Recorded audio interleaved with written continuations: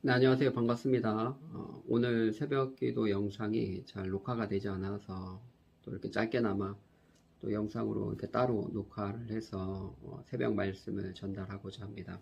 오늘 말씀은 열왕기하 21장 1절에서 26절 말씀인데요. 열왕기하 21장 1절에서 26절 말씀인데 이 말씀은 이제 여러분들이 본문을 찾아서 읽어보시고 그 말씀의 내용은 므낫세 왕에 대한 이야기입니다. 히스기야 왕이 굉장히 신앙이 좋았잖아요. 이전에 다른 왕들이 할 수 없었던 산당들까지 다 제거할 정도로 하나님에 대한 열심이 있었고 그의 전과 후로 이런 왕이 없었다는 평가를 받았을 정도로 하나님 앞에 경건했고 여호와 보시기에 정직했던 왕이었습니다. 그런데 안타깝게도 그에게 조금 아쉬운 부분이 있다면 자신이 살아가던 당대에는 많은 관심을 갖고 살았는데 그 후대에 대한 관심이 많이 적었죠. 그래서 어제도 살펴보았듯이 자신이 살던 그때만 태평하고 진실함이 있으면 괜찮습니다. 후대야 뭐 포로로 끌려가든 자신은 상관없습니다. 하나님의 뜻대로 이루어지길 원합니다. 그렇게 좀 다소 이기적인 신앙 고백을 하지 않았습니까? 그의 그런 후대에 대한 무관심, 그것이 다소 안타까웠는데 아니나 다를까 그의 아들 므낫세는 정말 악한 왕이 되었습니다. 오늘 본문에 보면요, 정말 놀라울 정도로 악한데요.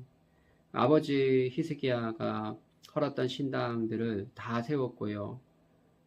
그뿐만 아니라 바알과 아세라 목상도 섬겼고 1월 성신을 섬겼고 또 그뿐만 아니라 여호와의 성전에요. 하나님의 그 거룩한 성전에 거기에 우상을 갖다가 세워 놓았습니다. 또 뿐만 아니라 아들들을 불 가운데 지나게 했고 또 점치고 사수를 행하며 신접한 자와 박수무당 아닙니까?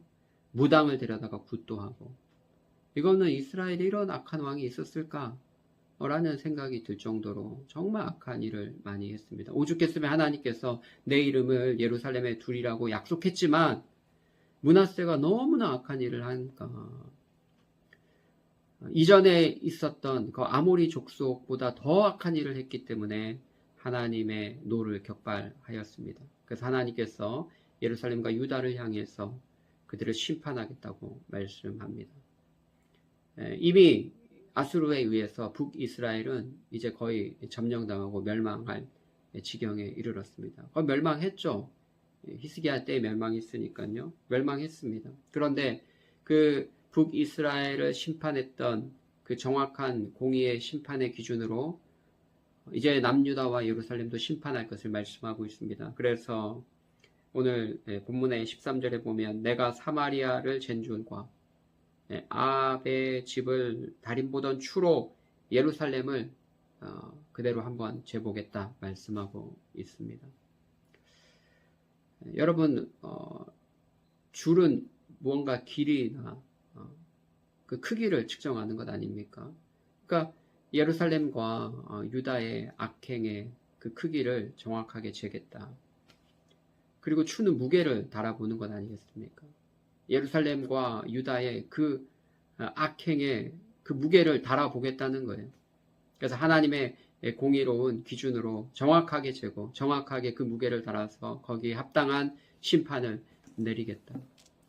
여러분 우리 인생들의 삶에 우리의 악에 대한 하나님이 그 악의 크기를 재시고 그리고 공의로운 기준으로 우리의 악의 무게를 정확하게 측량해서 거기에 대한 하나님이 심판을 쏟으신다면 우리 가운데 그 심판을 견딜 사람이 과연 몇 명이가 있겠습니까?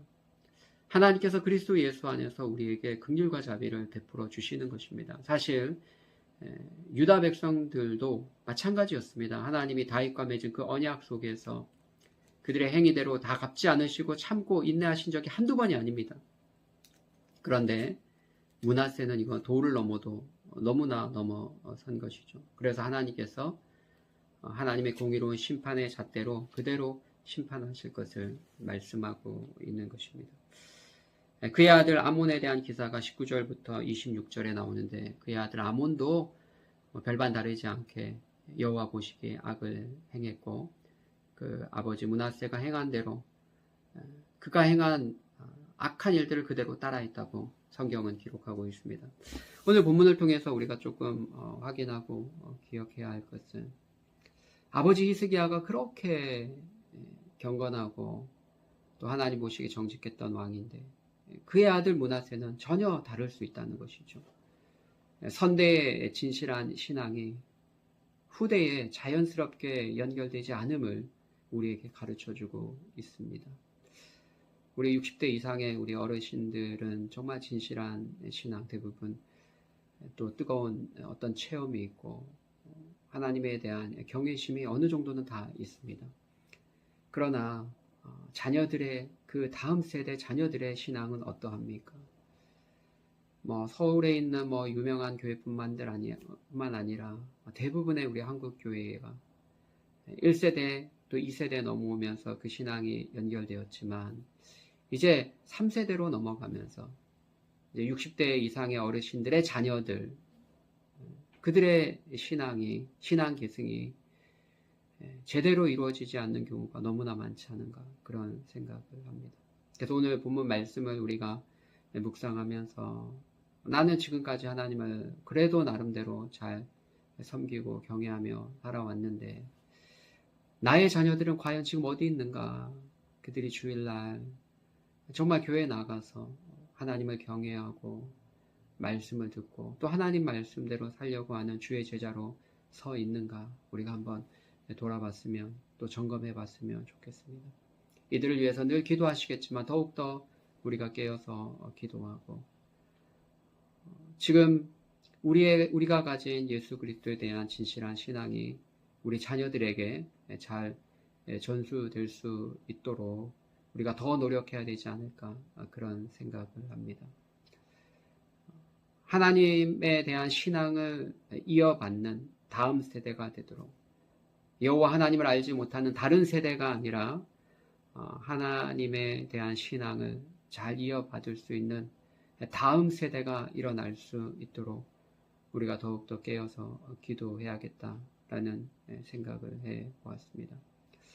우리 사랑하는 우리 명일교회 성도 여러분, 우리 사랑하는 우리 자녀들에 대해서 우리가 먹을 것, 또 입을 것, 또 교육시켜주고 그것만 해준다고 우리 부모로서의 책임을 다하는 것은 아닙니다. 더 중요한 것은 하나님께서 우리에게 맡겨주신 자녀이니 저들을 신앙 안에서 그리스도의 사람으로 하나님의 자녀답게 양육하는 것이 우리의 가장 중요한 임무 중에 하나일 것입니다.